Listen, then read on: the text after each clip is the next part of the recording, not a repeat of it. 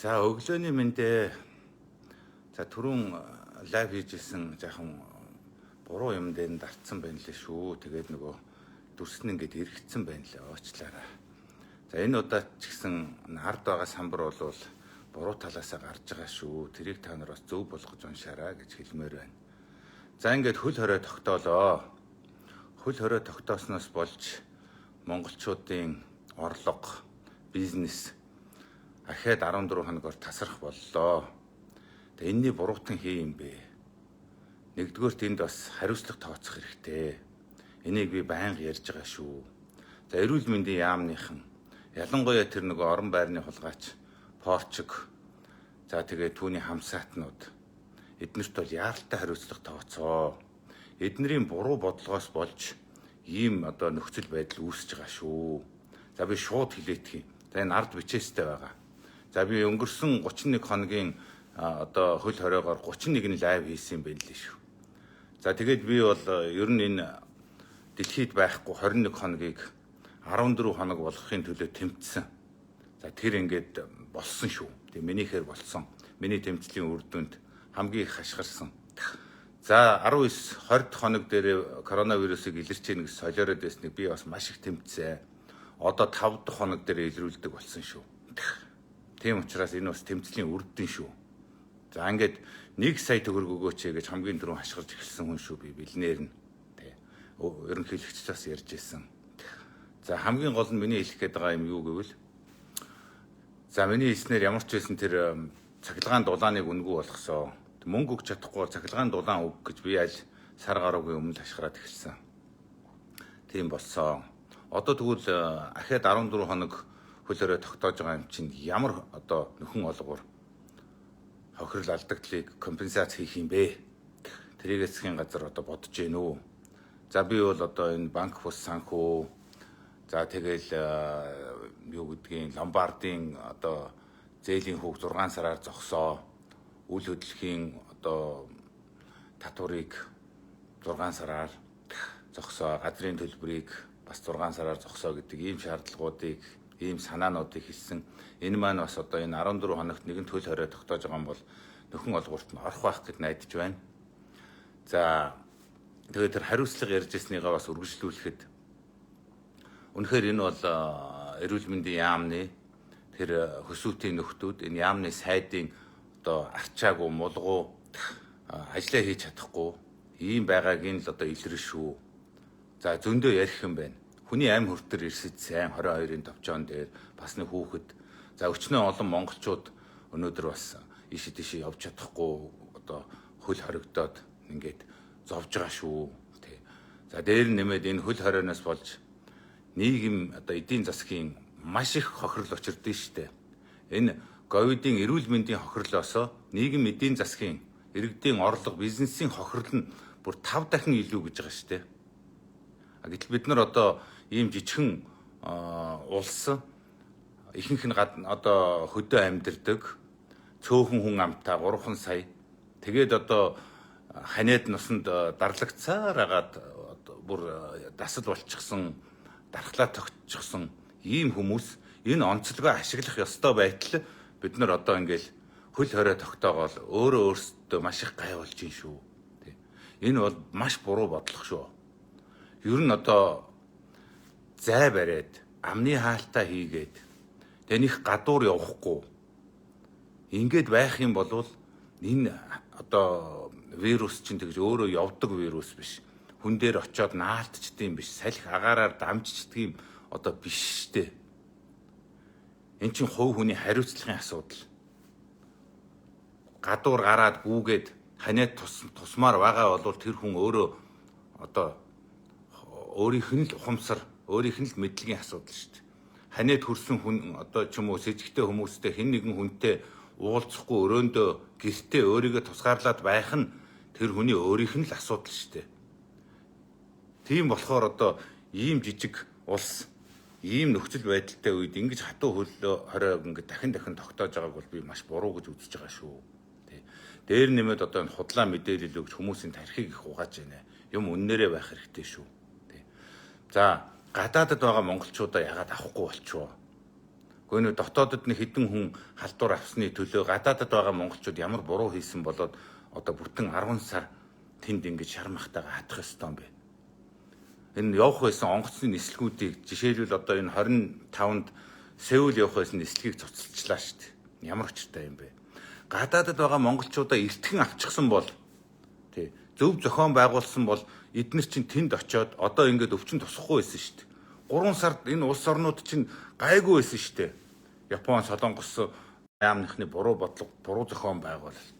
Тий. Энэ гадаадд байгаа иргэдээ авахгүй байгаа чинь тий.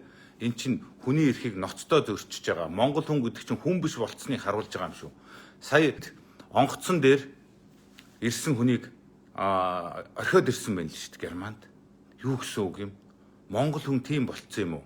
Ядуу хүн биш болцсон юм уу? Энийний хариуцлагыг хэн хүлээх юм? Өчнөө олон хүмүүсийг ингэж үлдээж байгаа шүү дээ. Энэ Монгол улс чинь өөрийнхөө иргэдэд хилээ хаасан анхны улс болсон шүү дээ. Одоо болтол бүтэн 10 сар өөрийнхөө иргэдэд Монгол хүндээ хилээ хаасан улс дэлхийд байхгүй. Гадаадаас иргэдээ авахгүй 10 сар болчихсон одоо ч онгоцоо нисэхгүй нисэх онгоцоо хаачаад байгаа улс энэ дэлхийд байхгүй. Бид нар ч бүр одоо шившиг болж гүйцлээ хөөе. Тий. Энд ерөөсөө тэр хүний эрх те амьд явах эрх Монгол хүн гэдэг чинь хүн биш гэдэг нь ингэж харагдаж штэ. Төр засаг бол төр засаг биш гэдэг нь харагдаж штэ. Нөхдөө. Ийм муухай юмтай бид нар эвлэрээ сууж явах юм уу? Монголчуудаа. Тий. Ийм л байна даа те.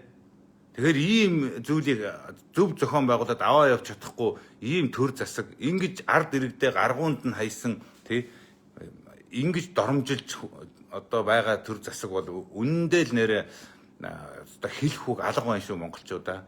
Тэгээ та нар минь те энэ бусдыгаа бас те өрөвдөж хайрлаач. Гадаадад байгаа хүмүүсээ яаж зовж байгааг бодооч. Хэдэн сар тэднэр чинь ямар үнэтэй ирж гэн, яаж хохирж гэн. Одоо бүр тэндээ байж байгаа нөгөө ковидын тусаад их одоо нөгөөдөр чинь эхэлсэн шүү дээ. Тэгээ Монгол хүмүүс чинь тэнд эмнэлгийн одоо үйлчилгээ авч чадахгүй бүгдээрээ өөрсдөө одоо хар зөнгөөрөө идэгж байгаа шүү дээ.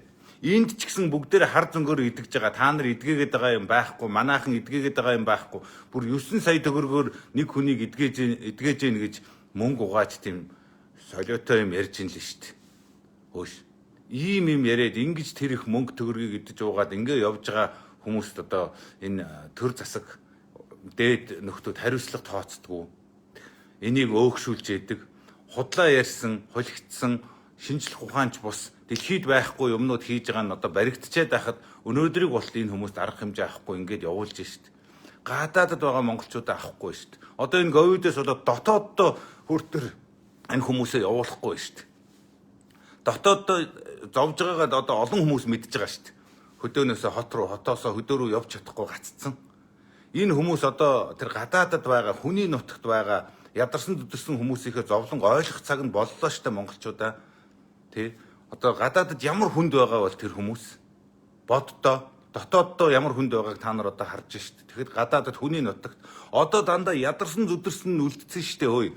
Сүүлийн 4-5 сард дандаа тийм хүмүүс нь үлдсэн штэ. Тэ одоо өнгөрсөн 6 сараас хойш одоо тэнд хөрхий өстө мөнгө байхгүй, ядарсан, арын хаалгагүй, онгоцон сууж чадахгүй иймүүд нь л үлдсэн байгаа штэ. Гайгуунууд нь мөнгөтэй, аргатай, залтай баячууд нь бүгдээрээ айл 4-5 сард хүрээд ирсэн штэ нөхдөө. Ийм л байна даа монголчууд минь дээ. Бид нар нэр арай хэтэрхий дарлуулж, дээрлэхүүлж, доромжлуулж байна шүү, тэ. Хариуцлага гэж хаан чалга, монгол хүний үнцэн гэж хаан чалга. Энэ төрд ерөөсө бодлого алга, энэ төрд зохион байгуулалт алга хөөе нөхдүүдээ тий. Монголчуудаа бид нар ерөөсө энэ ийм муухай юм, ийм дутагдал, ийм балиар юм, ийм харгис юм болж яхад өөрсдөө ингээл хувь хувиа хичээгээл дов довоо шарлуулаад ингээл явж штэ монголчуудаа ямар өөдгүү тэнэг хөгийн навшин юм бэ тий. Энийг болио цөмөрөө тэр цөмөрөө бид нар дуурахгүй тэмцэхгүй юм бол хинч юу ч өөрчлөгдөхгүй шүү. Та нар солонгосуудыг мэднэ штэ яагаад хөгжсөнийг бид нар солонгосыг гайхдаг те яаж хөгжсөн гэд те эн чинь бас солонгос хүндээ байгаа юм шүү. Герман яагаад хөгжсөн герман хүндээ байгаа юм шүү. Өнөөдөр германд ийм болох юм бол солонгост ийм болох юм бол засгийн газраа нураагаад эвдээд бүгдийг хөөгөө зайлуулсан байгаа шүү те. Та нар мэдж байгаа штэ солонгосчууд нэг муу ерөнхийлөгчийнхөө Тэгээ өмнөх тэр Солонгосыг босгосон Чин Хогийн охин Пак Кин Хэг яаж хөөж буулгаж байгааг тий. Тэр муу эмэгтэй нэг муу хүүхний найз хүүхнийхээ л юмд орцсон юм байна лээ шүү дээ. Тэр нэг баахан компаниудаар мөнгө авчихсан. Тэгээд нэг баахан тансаглагдсан. Тэгээд тэрэнд нь тэрний туслах нь байсан. Тэгэл тэрүүгээр нь явуулчихж байгаа юм шүү дээ ер нь тий. Тэд нар бол одоо тэр өмнөх Пак Кин Хэгийн тэр гавьяа мавьяа шагнал хамаачгүй. Тэгээ хэдхэн сарын дараа уг нь хөрхи суудлаа өгөө зайлах байсан юмыг зүгээр хөөсөөр хагаад тэр 5 жил болохгүй 4 жилийн дараа унгаасан шүү дээ. Солонгосууд ийм л ухамсартай, ийм л бие биенийхээ төлөө ингэжээж хөгжинө гэдгээ ухаарсан хүмүүс шүү дээ. Манайхан яаж юм? Монгол улсынхаа иргэндээ Монголын төр засаг хилээ хаачаад байхад монголчууд энд алга ташаад та нар байж исэн шүү дээ. Тэ? Монгол хүнээ оруулахгүй гээд гадаадад хайчаад тэгээ хаяа нэг онгоц нисгэж авдаг. Хилийн гадаа ирчээд тэ явъя гээд өөрөөсөө онгоц аваад ирье гээд өөрөөсөө машинаар Оросоос ороод ирье гээд өөрөөсөө Хятадаас ороод ирье гээд онгоц хөлслөөд бүгдээрээ хүрээд ирэх хямдхан байна гээд ингээд авахгүй. Бид нар хаяа нэг ингээд боломжоор та нарыг аавна гэж ингээд суужсэн. Иргэддээ хилээ хаасан. Тэгтэн монголчууд тэрийг дэмжиж эндээ ингээд байж исэн хүмүүс шүү дээ монголчууд те. Ийм новшин хүмүүс шүү дээ. За ингээд битгий та нар ингээд миний үгийг заавал буруугаар шахаад байгаараа те. Намайг гуйлах чих оролддог шүү дээ. Тэр архичин болох гээл би арх удагч хүн биш. За ингээд сайхан шеэр хийгээрэй залуучуудаа. Би биенээ дэмжиж хамтдаа сайхан уг нь амьдрмаар байна шүү.